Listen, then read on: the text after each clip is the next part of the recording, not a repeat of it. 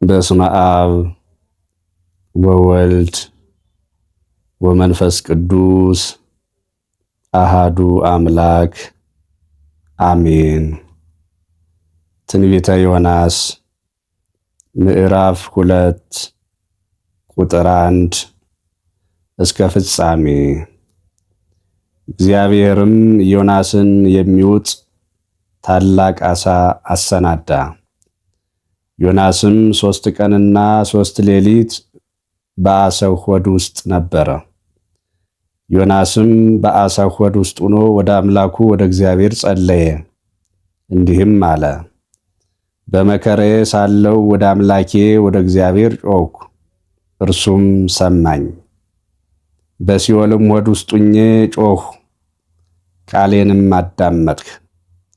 ወደ ጥልቁ ወደ ባሕሩ ውስጥ ጣልኸኝ፣ ፈሳሾችም በዙሪያዬ ነበሩ።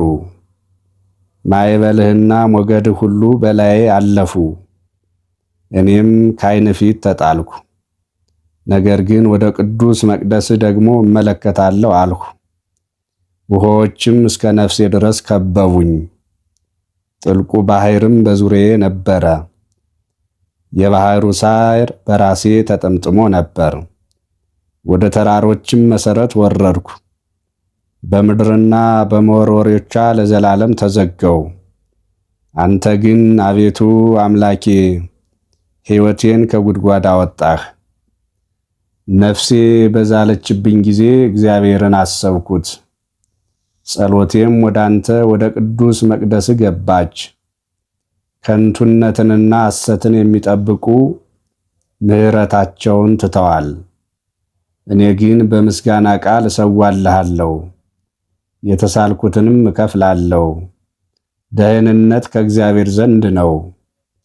እግዚአብሔርም ዓሣውን አዘዘው፣ እርሱም ዮናስን በየብስ ላይ ተፋው።